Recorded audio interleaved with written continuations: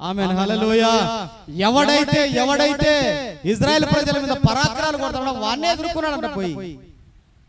నిజమైనటువంటి హీరో ఎవడంటే శత్రువు గుండెల మీద దండినోడు ఎవడైనా గాని దేవునికి స్తోత్రం కలుగును గాక. నిజమైనటువంటి క్రైస్తవుడు ఎవరో తెలుసా అండి? సాతాను యొక్క ఆ యొక్క పన్నాగాలన్నిటిని జయించగలిగినోడు, శత్రువు గుండెలు చీల్చగలగాలి. ఎప్పుడు కూడా మన ఎదుటికి వచ్చేటువంటి సమస్యలను మనం ఎదుర్కోగలిగిన సామర్థ్యం కలిగినడమే క్రైస్తవ జీవితం అంటే. దేవునికి స్తోత్రం కలుగును గాక.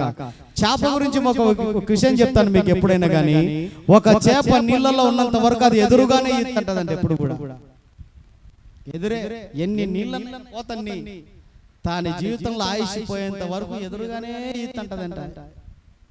అట్టుండాలి మరి. ఎన్ని సమస్యలు వచ్చినా కానీ అది ఒక్కసారి ఎన్నికొచ్చదంట. ఎప్పుడు అంతే. మనం వెనక్కి వెళ్ళిపోయినామంటే ఇదే వారి యొక్క జాబితాలో మనం లేము. విశ్వాస జీవితంలో చచ్చిపోయిన వాళ్ళు వెనక్కి వెళ్ళిపోతారు ఎప్పుడైనా కానీ. గుర్తు పెట్టుకోనండి, మనం బ్రతికి ఉన్నామంటే ఎదురుదాలి ఎప్పుడు కూడా అయినా కానీ. సాతానుగాడు వేసేటువంటి బాణాలు ఎదుర్కొంటూ అనేక పర్యాయాలు బైబిల్లో ఉన్నటువంటి భక్తులను సాతానుగాడు ఎన్నోసార్లు ప్రేరేపిస్తూ వచ్చినాడు. కానీ వాళ్ళు కూడా అనేక మంది సైతాన్ను మరి ఎదిరించినట్లుగా మనం చూస్తా ఉన్నాం. సాతాన్ని ఎదిరించాలంట, గద్దిస్తే వాడు అప్పుడు మన ఎదురు నుండి ఏం చేస్తాడంట? పారిపోతాడంట. ఇంకా లేదంటే వాడు మన ఇంట్లోనే కూర్చుంటాడు ఎప్పుడు కూడా. వానికి ఏం పని ఉంటుందండి? దేవునికి స్తోత్రం కలుగును గాక. హల్లెలూయా. మనం యేసయ్యను ఇంట్లోకి పిలుచుకొచ్చుకునే దానికన్నా సాతాను గారిని ఎప్పుడు మన ఇంట్లో ఉన్నామని చెప్తుంటాం. ఏదో ఒక సందర్భంలో వాంతోనే మనకు పని ఉంటుంది ఎక్కువ. మన జీవితంలో ప్రభుతో నడిచేటువంటి వారంగా మనం ఉండాలి. సౌలు జీవితంలో తన యొక్క ఆవేశాన్ని నలుదిక్కల వర్తమానం పంపించినాడంట.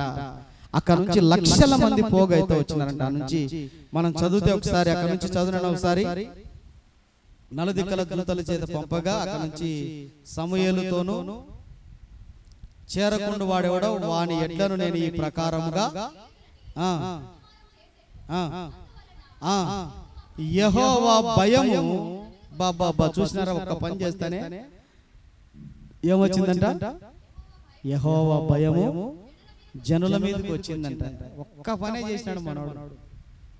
దేవునికి స్తోత్రం కలుగును గాక.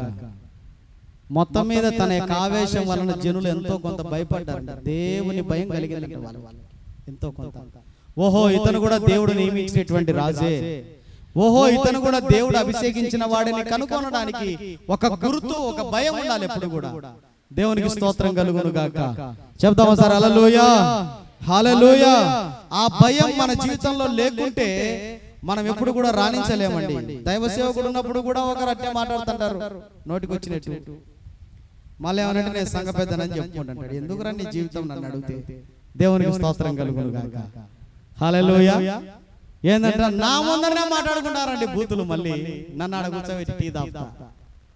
నేను ఎందుకు కూర్చున్నారా ఇక్కడ? నేనేనా అని అనుకుంటా అప్పుడప్పుడు. ఏంటి అర్థం? దేవుని భయం ఉండాలి కదా ఎంతో కొంత. నువ్వు మాట్లాడచ్చు. ఎక్కడ మాట్లాడాలా అన్నా? ఎక్కడ మాట్లాడాలి? ఎప్పుడు మాట్లాడాలి? దానికి కూడా సమయం, సందర్భం ఉండాలి.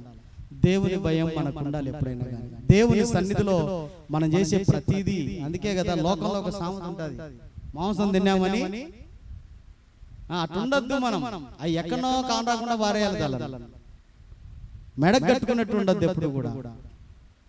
మన జీవితాల్లో ఏదైనా పొరపాటు అనేది ఉంటే తెలియకుండా ఉండాలి ఇతరులకు. పబ్లిసిటీ కాదు. ఏమనంటే యథార్థంగా మాట్లాడుతున్నా నేను అని మళ్ళీ కౌరప్పది ఒకటి. అదే బూతులు మాట్లాడడం యథార్థత నన్ను అడిగితే అదేం పెద్ద విషయం?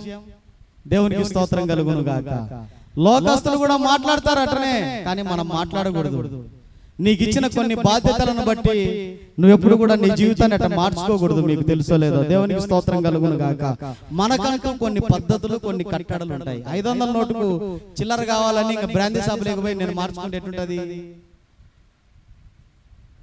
సువర్ణక్క, ఇప్పుడు 500 నోటుకు చిల్లర కావాలని ఎవరు అడిగితే ఇప్పుడు బ్రాందీ షాపులో పోయి నేను చిల్లర తీసుకుంటాను నేను అనుకో. ఇప్పుడు సువర్ణక్క అక్కడనే ఇంజక్షన్ లేని పోయింటది. ఇప్పుడు ఏంది పరిస్థితి? మనం ఏడుండాలా? అమ్మా, సమయోచితమైన జ్ఞానం అంటారు దాన్ని. నీ 500 నోటు చిల్లర మార్చడం అవసరమే, కానీ మనం ఎక్కడికి వెళ్ళాలో అక్కడికి వెళ్ళకూడదు. వేరే వాళ్ళతో తీసుకొచ్చుకోవాలి. మనం అక్కడ తీసుకొచ్చుకోవాలనే కానీ మనకంటూ కొన్ని పద్ధతులు ఉంటాయి, మనకంటూ కొన్ని విధానాల్లో మనం ఉన్నప్పుడే దేవుడు మనల్ని ఆశీర్వదిస్తాడు. అన్ని చోట్ల మనం ఉండద్దు ఎప్పుడు కూడా, కొన్ని